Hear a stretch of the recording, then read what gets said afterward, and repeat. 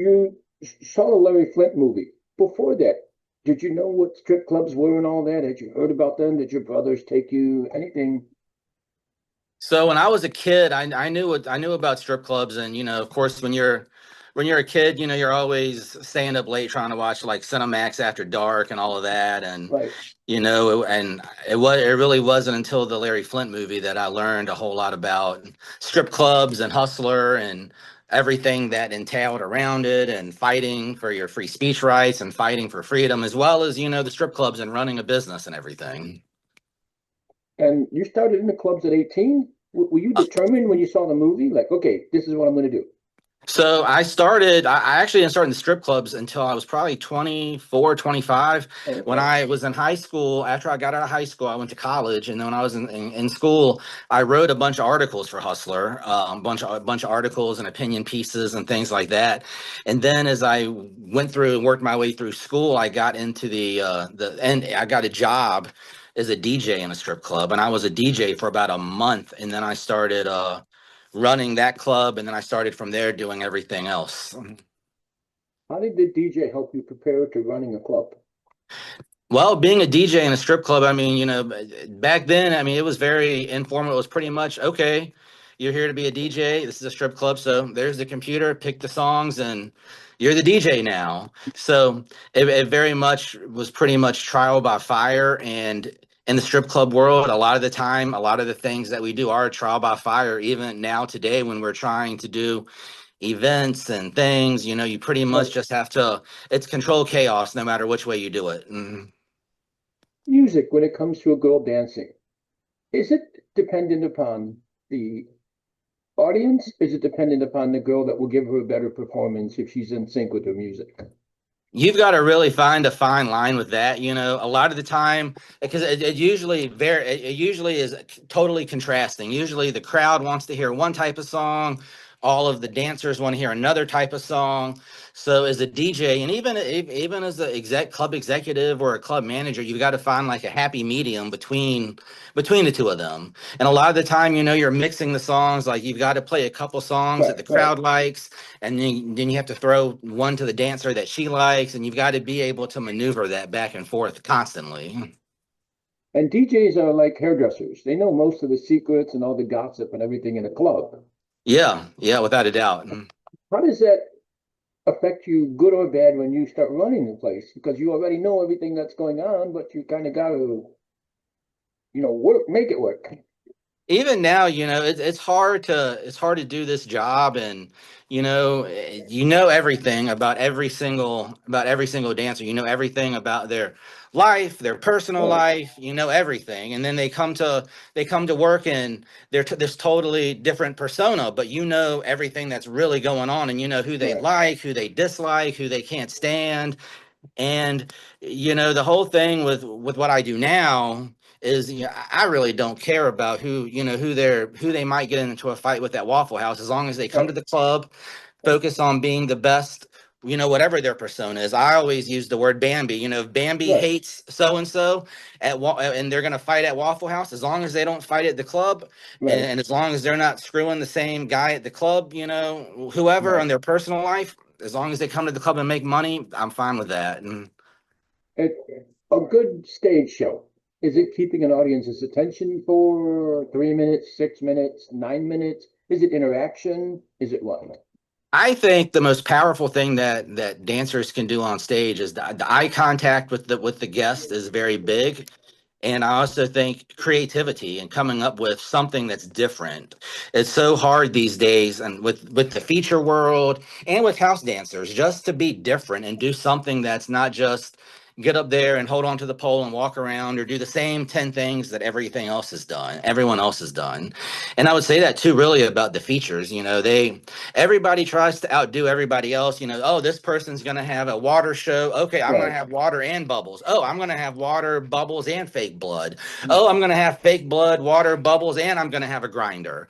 Instead of trying to do like one thing really, really well, everybody tries to do 10 different Right. things not so well.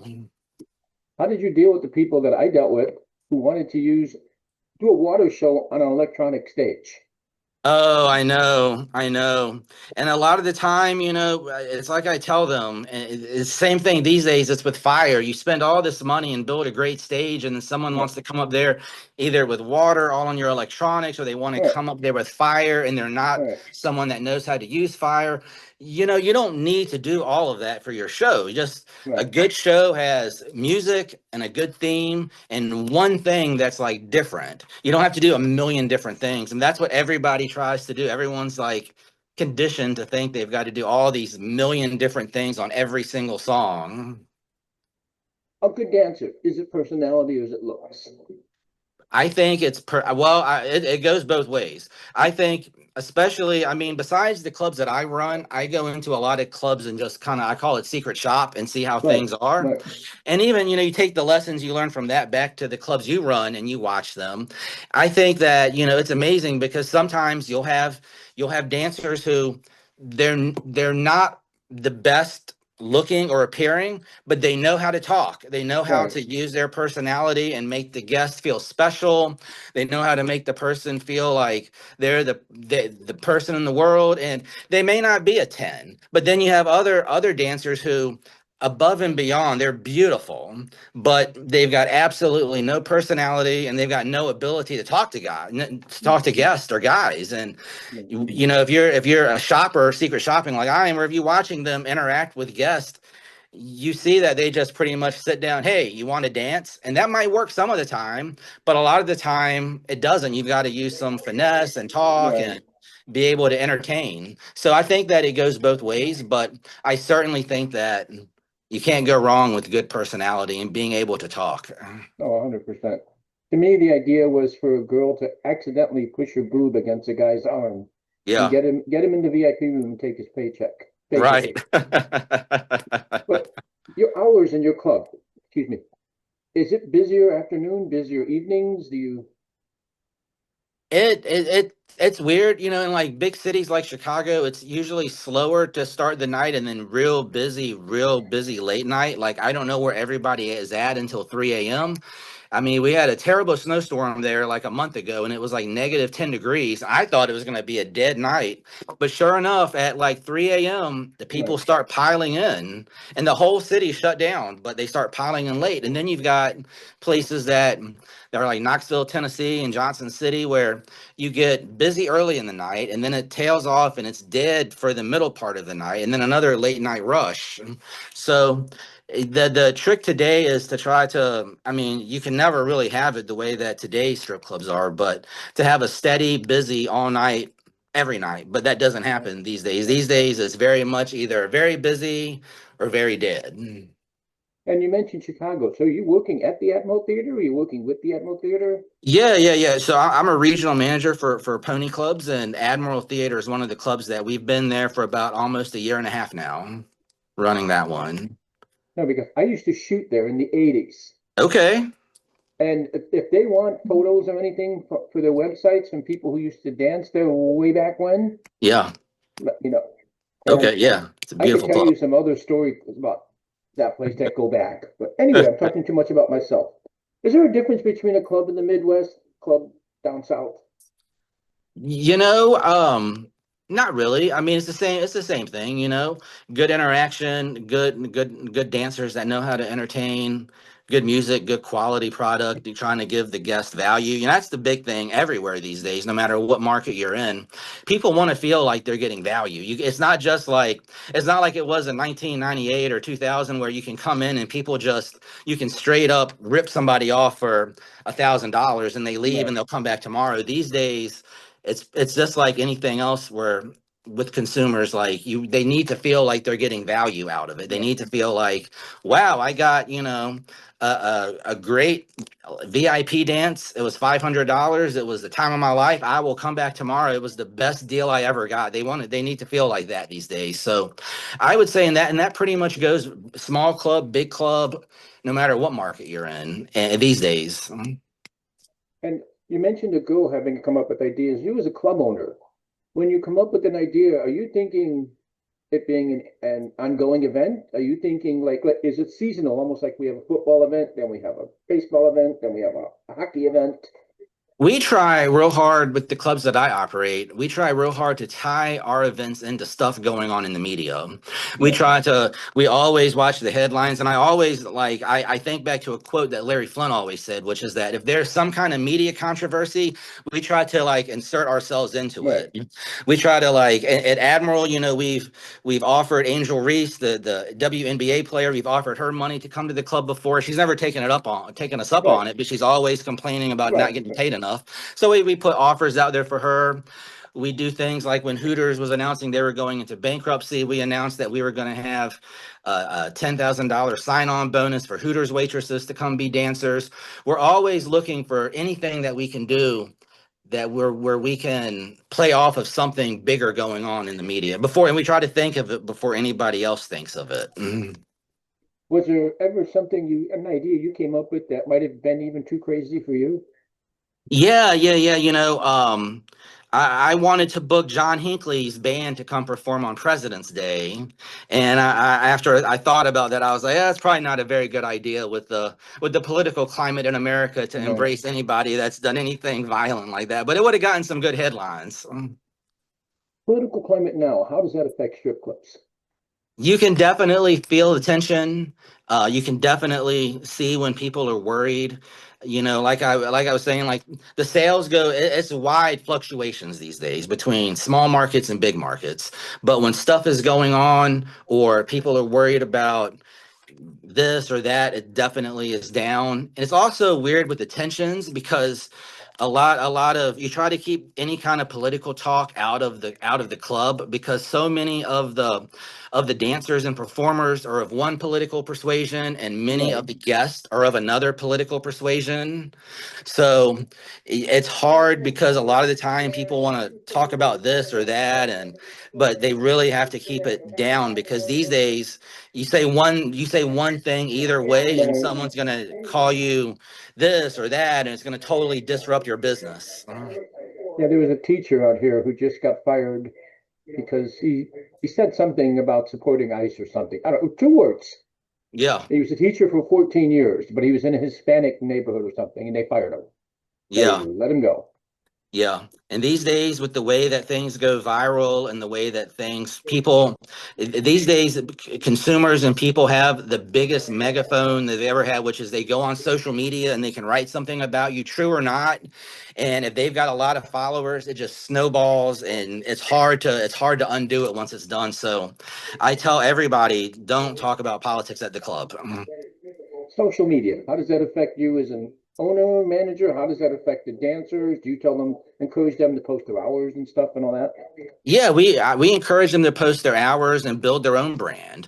I mean, I'm a big believer that social media is it's one of the best things. It's a bad thing in that it amplifies anything that you do politically or that's offensive, but it's also one of the best things because you can definitely play off of it and get a lot of free social media traction and a Right. lot of free people through the door, and you can build your brand quicker than ever using social media. And a lot of the entertainers these days they use it, and we've kind of shifted our focus at Admiral in Chicago especially to where we try to book social media influencers and make Right. social Right. media influencers features because they've got millions, they've got literally millions of followers. And so when you can tap into their brand and Right. their existing fan base and convert them, it works. And we've had every time we booked a social media influencer as a feature, it's been significantly more effective than the traditional feature model. And do you find it's easier to get new dancers and stuff because of social media? Does it hinder? Does it? No, it helps. I mean, I know everybody's always like, well, OnlyFans is killing strip clubs, or all of these pay for play platforms are killing the strip clubs. But using Instagram, you're able to recruit a lot more effectively if you work with the right influencers and the right people to get the message out there. Right. And it's also, from a strip club point of view, nothing is ever going to take the place. I mean, you can have the pay for this or that all day long on OnlyFans, but nothing is ever going to replace the whole concept of going to VIP with a Of beautiful course. dancer and having her sit on your lap and whisper sweet nothings things in your ear for 30 minutes or whatever. And I think it really plays off of how messed up today's like dating world is. I mean, you read all these articles online about the 20-some-year-olds and the 30-some-year-olds that the dating world is all messed up because so many of the females are into the whole transactional relationship thing. They're used to Right. how it is online where, okay, I'll send you this picture if you send me $100. Right. And so, a lot of the 20-something and 30-something-year-olds are hip to this. So it's not like they expect the dream anymore when they come to the strip Right. club. Oh, Bambi's gonna fall in love with me and we're gonna go and Right. live happily ever. They understand Right. that, hey, I'll come to the club. Bambi's beautiful. I'll give her $300 and she'll spend 30 minutes with me. And at the end of 30 minutes, she's going to go her way and I'm going to go my way. I've Right. gotten what I've wanted, which was interaction Right. and a beautiful woman on my lap. She's gotten what she wanted, the money. And it's a lot better of a bet or a sure thing than it is going on a date these days where you might Right. spend, $300 or $500 and at the end of the night, not even get a hug. Right. I also think personally that social media has wiped out the human interaction completely. Yeah. Yeah. Even if it's a strip club or it's just meeting somebody. Yeah. And if you Yeah. go to a strip club, some people think there's more there than there is, but at least there's that possibility. You Yeah. go on And social media, it's like you just said, it's like give me $100 or go away, basically. yeah, I mean, on social media, it's been so commercialized now where, Right. in the whole dating world, it's been so commercialized. I mean, you hear the stories about everybody on these dating sites and everyone's on there. It's just the females sign up for the dating sites to turn the guys to get the guys to go and pay for their companionship on whatever other Right. websites they're Right. on. But yeah, nothing's ever going to replace the strip club. And it's a sure thing place where you can Right. come and get the interaction that you're not going to get anywhere else. Uh, strippers who work in your clubs, are you cool with OF accounts? Do they have them? Is that not cool from a club owner's perspective? Does it help business? Does it hinder business? With them having what? OnlyFans account. I'm sorry. They all have it. I mean, I would say probably these days 80% of dancers have OnlyFans, or they have one of the platforms, the pay Right. platforms. They're used to it. Whether they use it effectively or not, I would say a lot of them don't. I would say a lot of them don't have the regimen and the routine needed to Right. continually post, where they think that, oh, I've got this OF page or this whatever Right. page, I'm going to post one picture on there a day and I'm going to make thousands of dollars. And Right. they don't understand it's a constant grind, and then you have to post on all the other social media platforms Right. to drive people to that.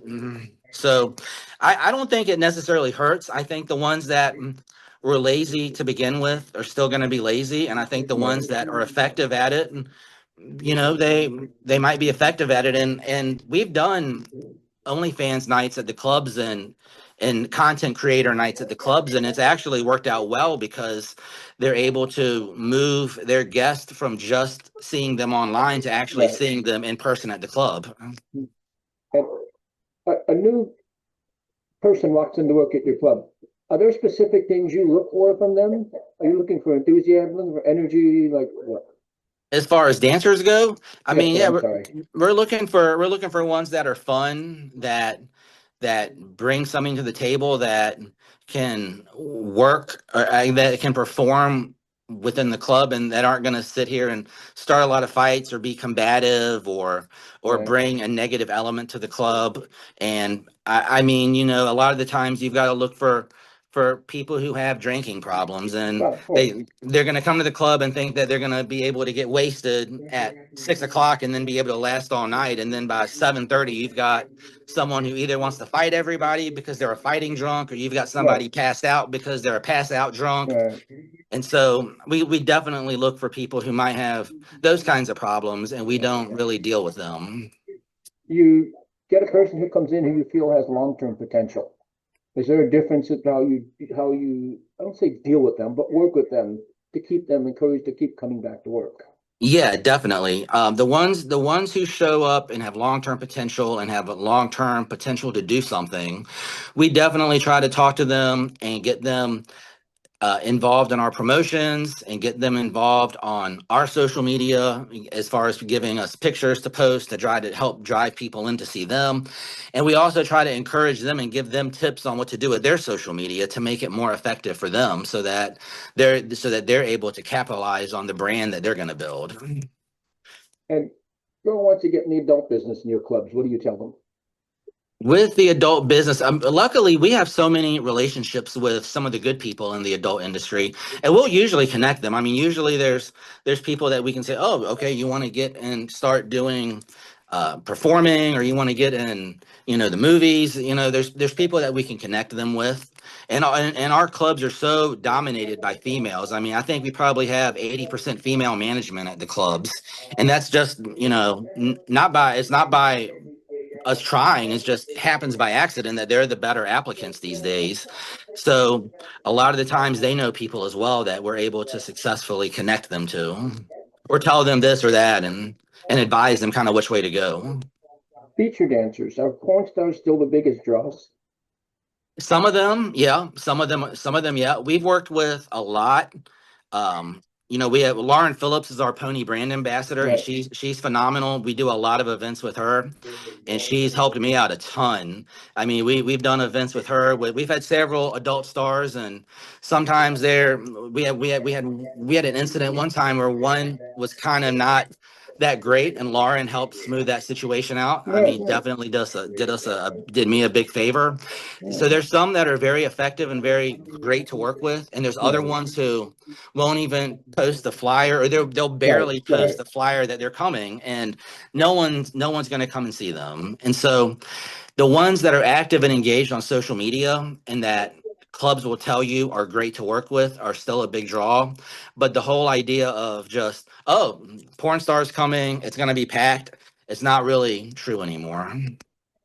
And let's see this. How important is diversity in terms of girls in the club? Are there specific areas where a specific type of girl will do much better than maybe someplace else? Sometimes, yeah, sometimes, yeah, sometimes, and it just, randomly happens. I mean, we've got entertainers of all types. In Chicago, especially because of how diverse Chicago is, a lot of the Latina entertainers do really well there. The ones that are bilingual and can speak Spanish and English, because that's the guest base a lot of the time in Chicago. Right, But you take a Chicago dancer that's a Latina, and she goes to Tennessee, she'll do well there too because she's the only one, or because right, she's the only one there, and so now she's a draw. She's different, and vice versa. You take a girl from Tennessee and you put her in a Chicago or an Ohio, and now she's a draw because no one has seen a girl like that before there. So it's important. People like to see different types of dancers. I mean, different fantasies they have, different music, different fantasies, different types of girls, different types of shows. They like to see different things. I mean, not everybody likes the same kind of. Not everybody likes a 6 foot blonde. and uh, when when a feature comes in, is interaction more important than a huge show? Yeah, yeah, definitely, without a doubt. People want to feel like they are being able to see this person that they've seen online many times.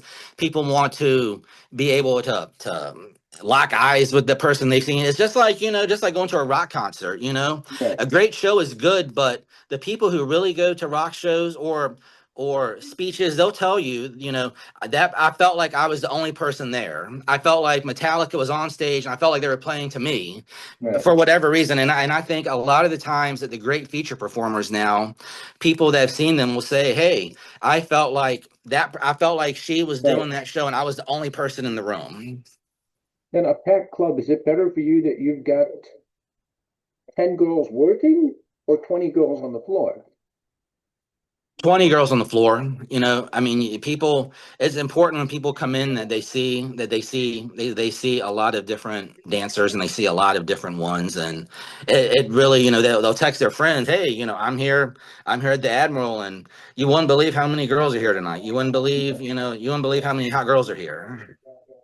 And at this point, how has COVID affected girls who come in who work in strip clubs? I'm sorry. It's kind of nobody's really talked about it anymore. Before COVID, strip clubs everywhere were doing really well, and then COVID kind of, I mean, chopped Right, it off for everybody, and a lot of places have never really recovered from that. right, The economy hasn't really recovered from that, the strip club economy. right. Um, but as far as ones being, I guess, health conscious or wearing masks, I mean, every once in a while, it'll happen in one of the bigger cities, but it's kind of a non-factor these days. And I remember even like in 2021 and 2022, older guests would wear masks, but these days far and few in between. Even in a city like Chicago, you will rarely see anybody come to the club or around in the neighborhood wearing masks. And has OnlyFans and stuff, when that stuff started during COVID, did that have a big impact on clubs? Are girls working less now because they're used to staying home and sitting on a computer, basically? Yeah, and I think that people got spoiled definitely from the days of COVID, where they were able to sit at home, they were able to get their government subsidy to stay at home, and their state funded payments to sit at home. So it is harder to motivate the dancers. It's hard to find staff. I mean, you talk about dancers being hard to find. Finding good staff in 2026 is very difficult, and that really before COVID and the pandemic, it was starting to get hard. But you would put a job ad out there, and Right, you would get 100 responses, and maybe 20 people would actually show up to the interview, and you'd be able to find someone. right, These days, you put job ads out there for managers, bartenders, security. You might get, on a good day, you might get 10 or 15 applicants, and out of that you might get one interview to actually show up at the door. And so finding people just in general has never been harder now. And I don't know if they were conditioned differently after COVID, if they got spoiled because of the COVID or whatever, but finding good people that really want to like work, it's right. hard. It's harder than ever. In your experience, what's the reason for the big turnovers or the constant turnover in those jobs? Luckily, we spend a lot of time with the management. If you have good, stable management, you can really grow and do some great things anywhere, much less clubs. So I spend a lot of time looking for good, stable management that's motivated, that wants to do something, that Right, understands that if they come here and work their ass off, we'll work our ass off to make them really good.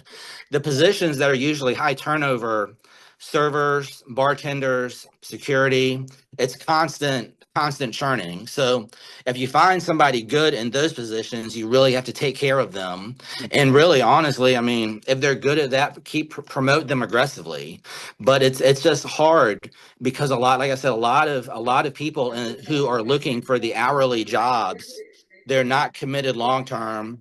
They're committed fly by night. They'll be here right, today, and then tomorrow, oh, I don't feel like really working today, so I'm not going to come in. Or, oh, I'm going to go to this thing instead. And right. it happens, and that's everywhere. And sadly, it's really hard to develop somebody in those Right. regards these days, because if you come into the strip club industry now and you're good, you'll be a manager within 3 to 4 months. You might be a manager within 2 to 3 months if you're someone who shows up and you're really Right. good.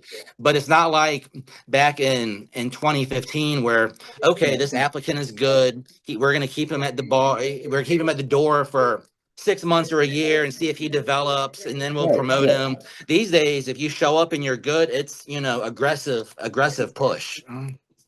Without picking on people, the work ethic, is that a generational thing? I kind of think so. I mean, I luckily we find people who want to buy in, and creating buy-in, like, we can make you stars. You can be a star not Right. only in your club but in the whole strip club industry. People will know who you are. Right. You'll get paid well. You get to do all these great things. You get pretty wide. You get to do events. You get to build your own star. But a lot of people these days, whether it's work ethic, whether it's lack of motivation, whether it's just lack of wanting to be good or be better at something. You know, a Right. lot of people aren't driven by the American dream anymore. Like, I'm going to work hard. I'm going to have a very nice Right. house. I'm going to have a very nice car. I'm going to have a hot girlfriend.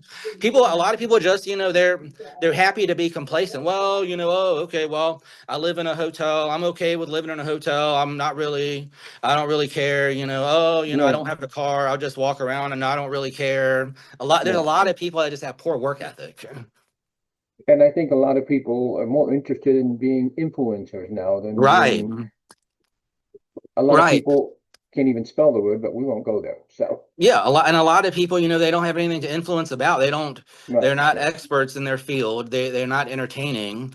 And so I call it the Instagram dream. A lot of people see what people post on Instagram. I mean, like if you looked at my Instagram, you'd probably think that I don't do anything but go around to strip clubs and take pictures with hot girls. Cause that's all, I mean, it's my job and I'm at strip clubs all the time and I'm at the clubs Right. I run and I'm promoting events, but people don't see that, I'm up at 7 a.m. every day. I'm going to bed at 3 a.m. So, Right. but people see the fun part. And I think that a lot of people in 2026, they see the fun part of everybody's job. Right.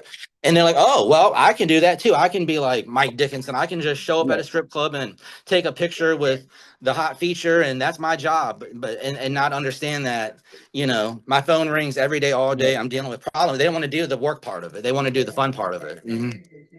Your work ethic, does that come from your parents? Is that something, where does that come from?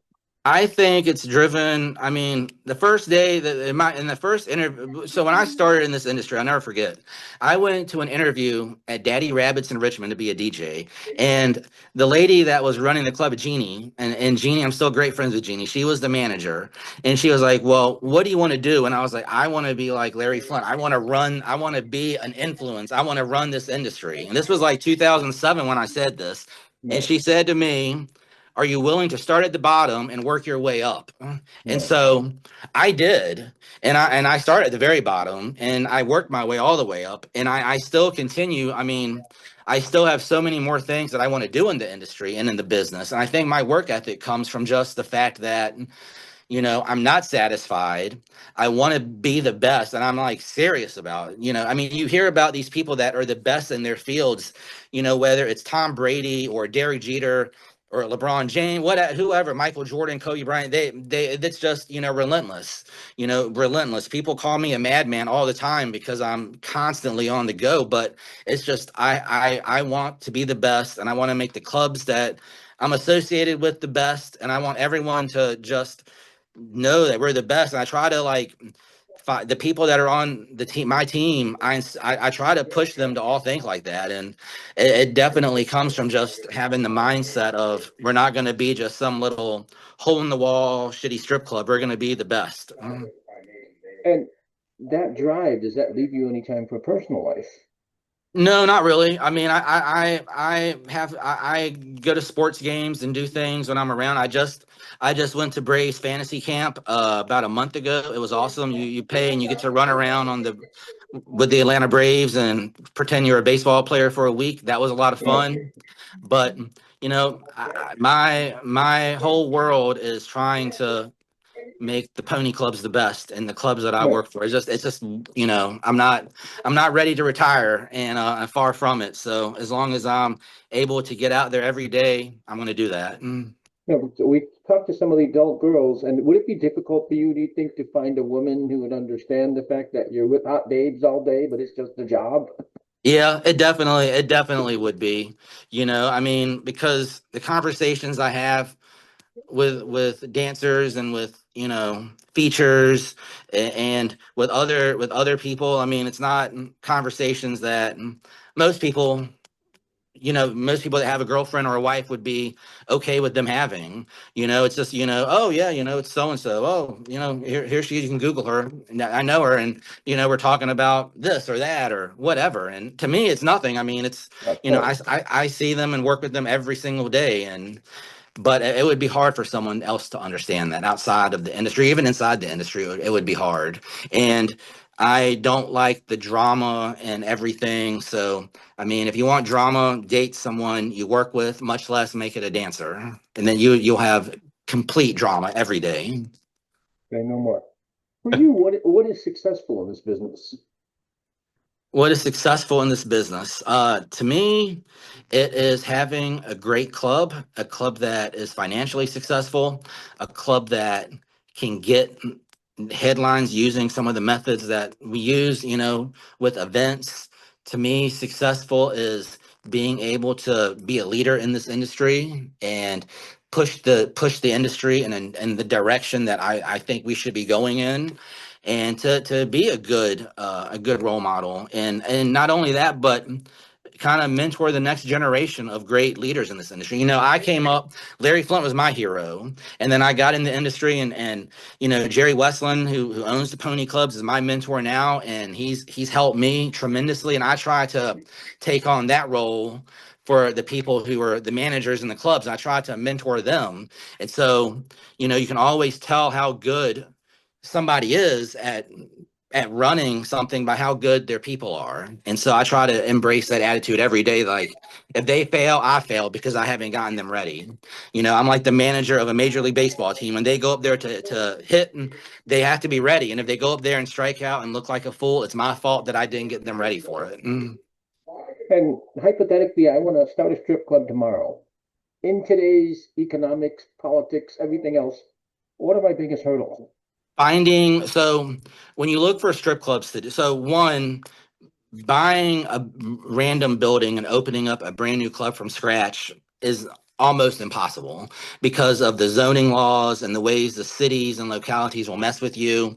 I mean, unless you've got millions of dollars to burn, I would advise anybody to find a strip club that's already open somewhere. And there's lots of them.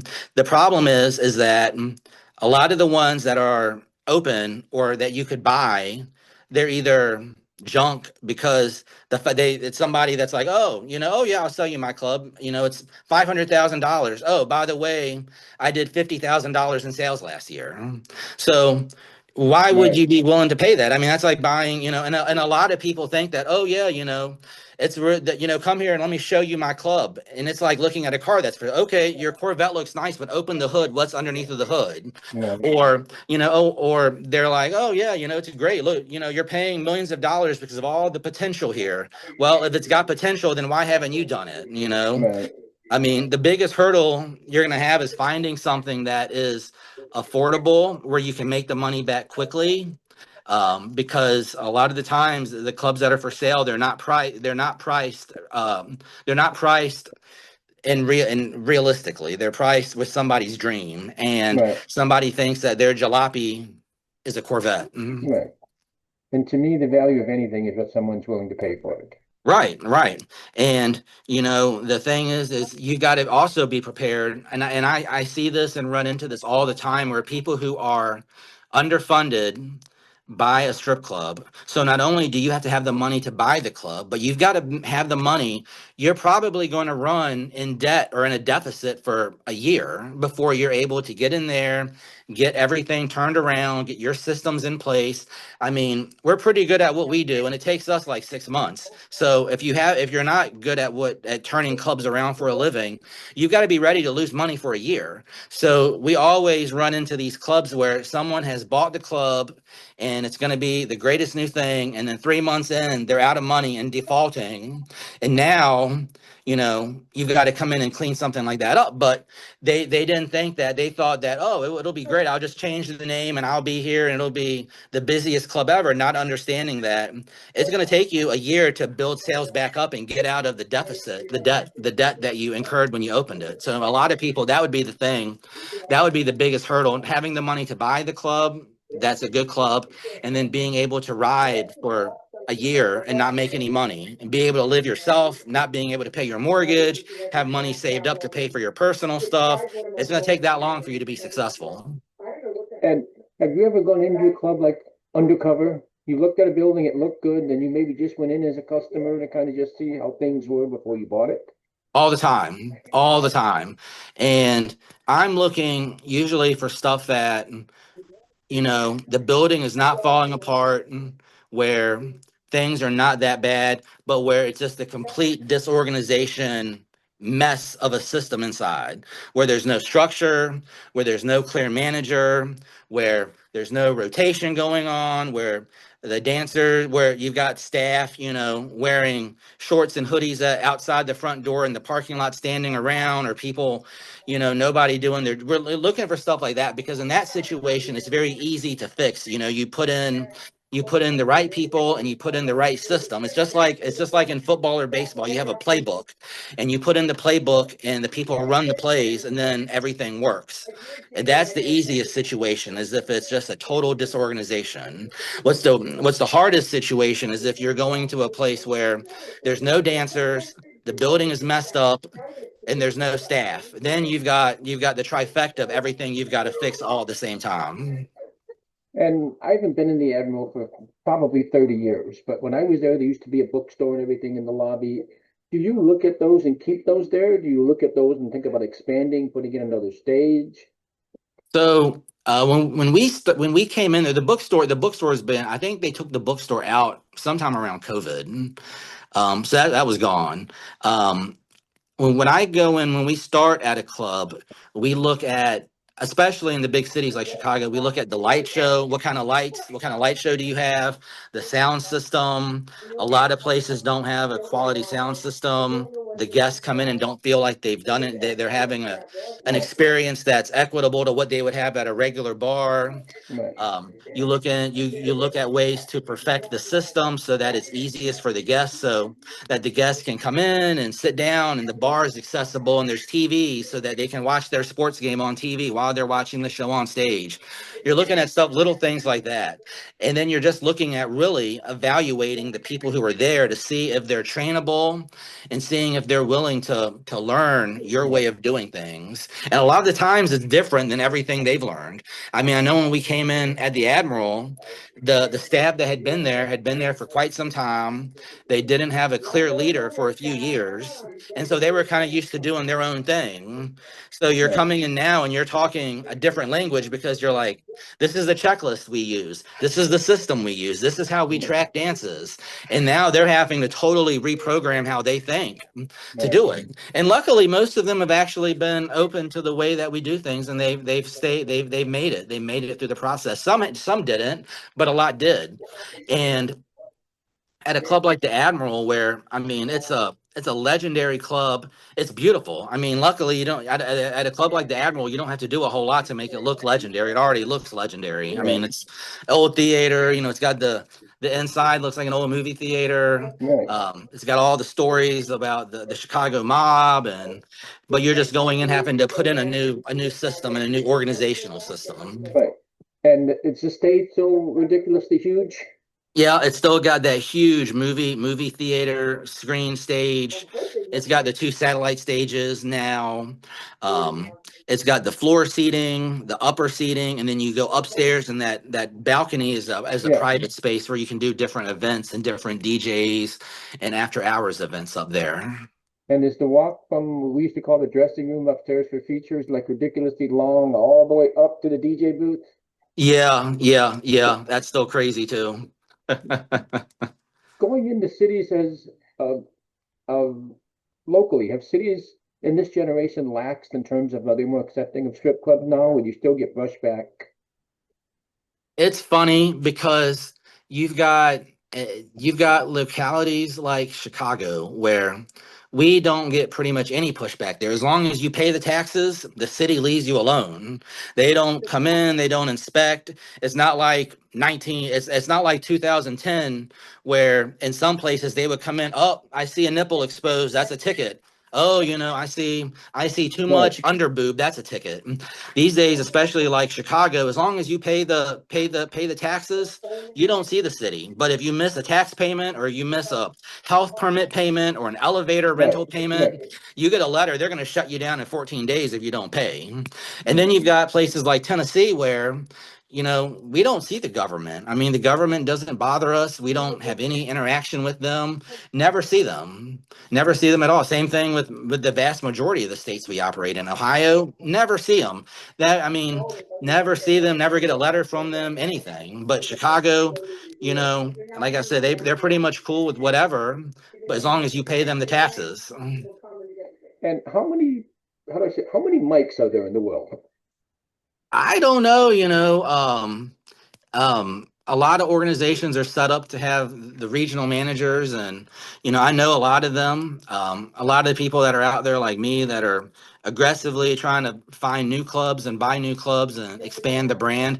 I don't know, luckily Jerry, who owns the pony clubs, he's got a couple of people who work for him who are really good, and they're also legends in this industry. Stephanie Wilbank, she runs Memphis and this club's down south for him.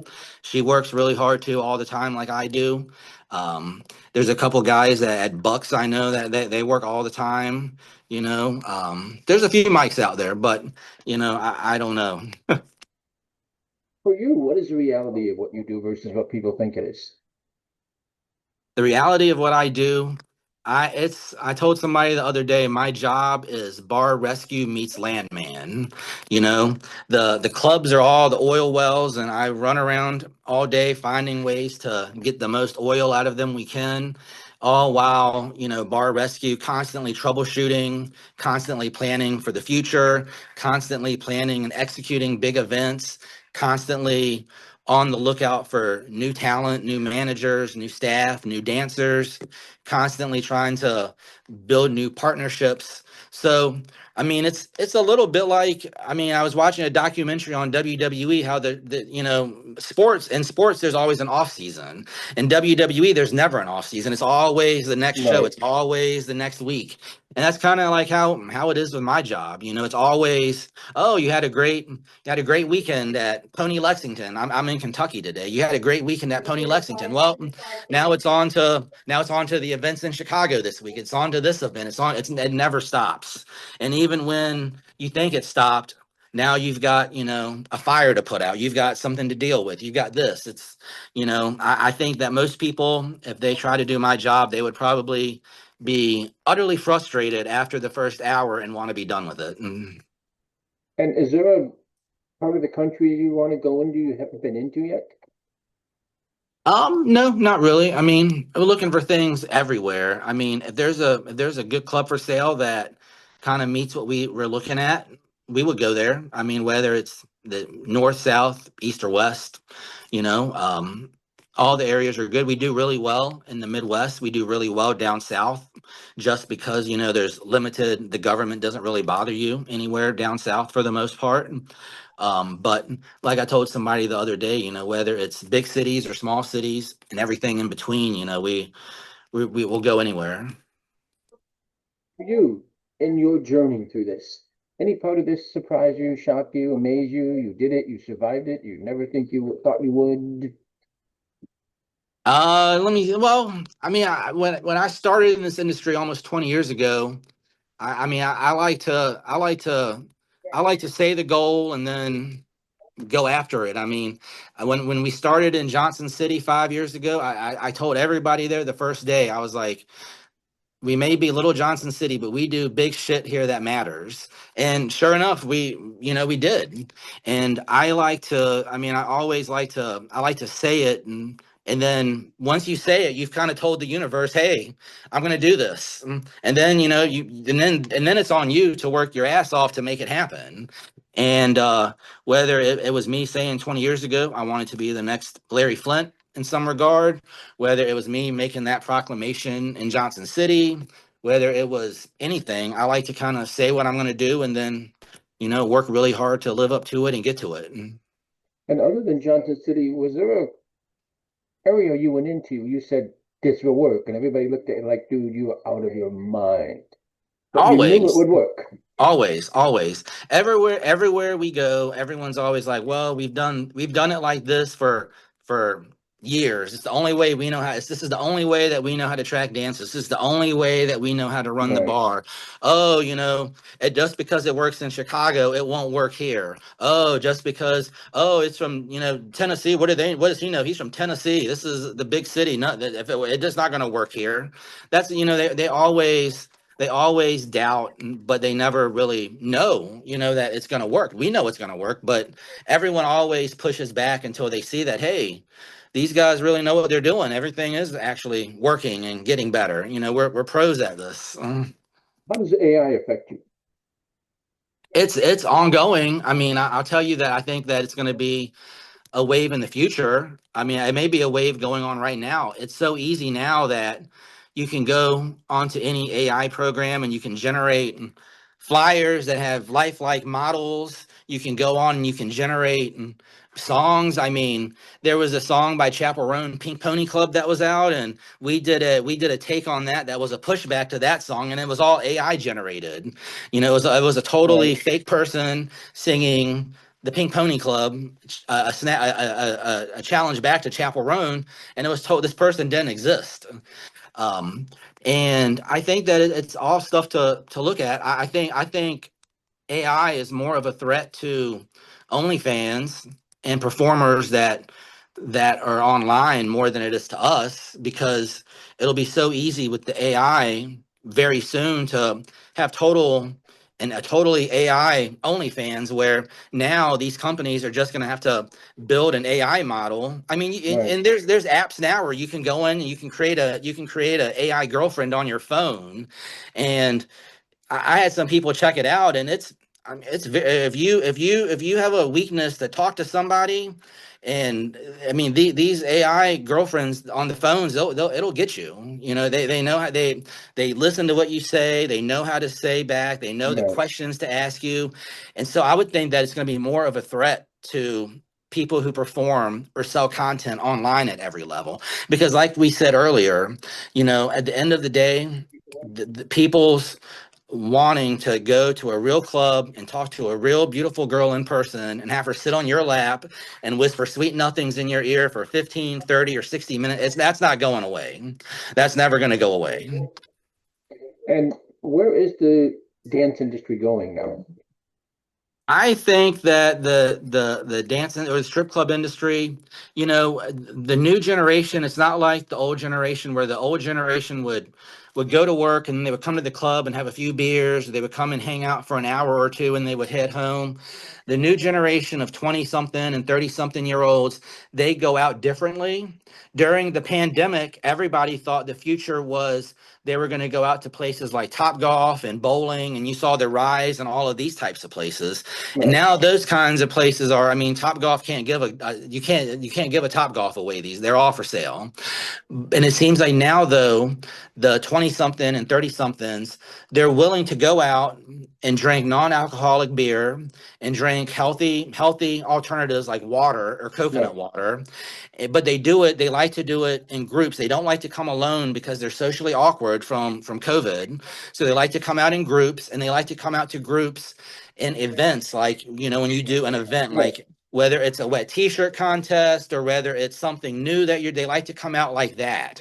They don't like to do like the 50 or 60 year olds do or did back when they were 30 and 40, but they like to go out and have a beer and sit at the bar and talk. They don't feel comfortable. They like to come out with somebody to an event, and they like to have non-alcohol. And also, the days of, like, like 15 years ago, people would come out to the bar, the strip club, and they would drink beers and they would drink alcohol all night. They right, would get wasted. yeah, And the new generation today, the 20 and 30 somethings, I mean, you have it every once in a while, but for the most part, they're not getting trashed they're not getting severely drunk it's not, whether it's cultural, or whether they're concerned about their health, whether they're concerned about, social norm. It's changing. That part of it's changing. So I think that you'll see a lot bigger shift away from the alcohol consumption of the past. They're drinking these zero alcohol beers. They're drinking these healthy right. alternative to the energy drinks, and it seems like that's where it's going. And they still have clubs like in San Francisco. There are certain places, Market Street and different things, where anything went. I don't know if it still does, but the Yeah, club years they, ago, they and there's still places like that, whether it's San Francisco or Tampa, where it's pretty much whatever couples go in and whatever right, happens. There's still places like that. They've kind of changed their method of operation so that, and they probably did the same thing back in the day too, where if you were a single female, it was free. If you were a couple, it was right, one price. But if you were a single male, it was like 10 times the normal price, because right, they didn't want a lot of right, people right. lurking around. But yeah, there's still a lot of places like that. And back in the 80s, couples used to have sex up in the balcony of the Admiral. So, if people want to get a hold of you, do you have an email, social media, anything you want to give out? Yeah, they can email me anytime, Mike@ponyclubs.com, Mike@ponyclubs.com, or they can follow me on Instagram or X. It's I am Mr. Mike D. IAMMRMIKED. I am Mr. Mike D. And we kind of touched on it earlier, but a girl wants to get in this business now. What advice do you give her? Personality, be willing to talk to anybody. Don't discriminate. And by that I mean a lot of young girls that are 20, 21, 22, they come in and they see the lawyer guy that's 50 years old sitting in there. They won't approach him, but they see some young kid that's 22 or Right, 23 that doesn't have any, they'll go sit and talk with him all day, but they won't go talk to the older guy that has money. right, So I would say anybody that's getting in the industry that's new, one, be willing to talk to anybody. Be a conversationalist. Read about stuff that guys like to talk about, especially guys that have money. Whether it's sports or right, boats or whatever, cars. Be willing to talk. Have some jokes lined up, but also don't discriminate. I mean, don't sit here and only talk to guys your age, because right, a lot of the young guests, they don't have the money that the older guests do. And right, you see that a lot. You see it all the time, where the young dancers that are 2021, they right. won't approach the guys that are in their 50s. It sounds like you have the same problem in adult, with just my opinion, where a lot of new girls don't treat it as a business. Right. And they look at the young dude and they think he's cute and he's hot, and Yeah. they forgot about business an hour ago. Right. Right. And they don't they let their, I guess, their personal stuff get in the way of the business.